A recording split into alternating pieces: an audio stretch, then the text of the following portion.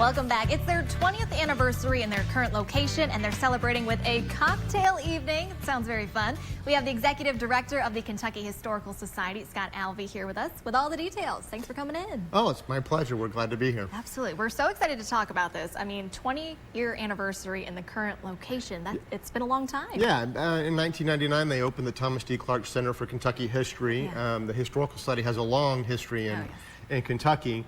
But the Thomas D. Clark Center embodies the recent changes to help us grow as an organization. We basically had kind of ran out of room to continue collecting Kentucky's history, and so which is a good thing. Which is a great thing.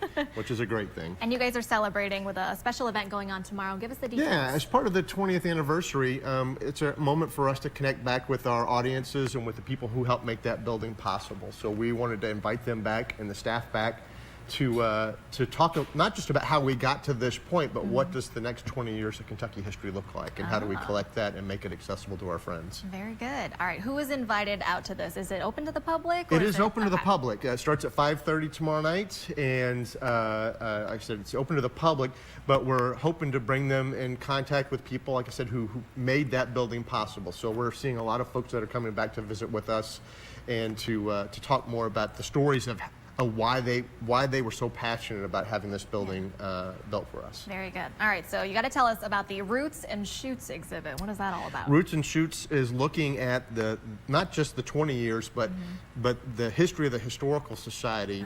It has we were founded in 1836, and it has a long history of kind of dormancy with revival, and so I would argue we're in that revival moment. So we go through Roots and Shoots, looks at what was the basis for the Historical Society and how we have continued to grow. Very good. You guys said you were doing a lot of forward thinking and looking ahead. What would you say is maybe a goal, or what are you looking at doing over the next 20 years? Well, one of the big pieces I think that folks need to understand is history is part of our life every day.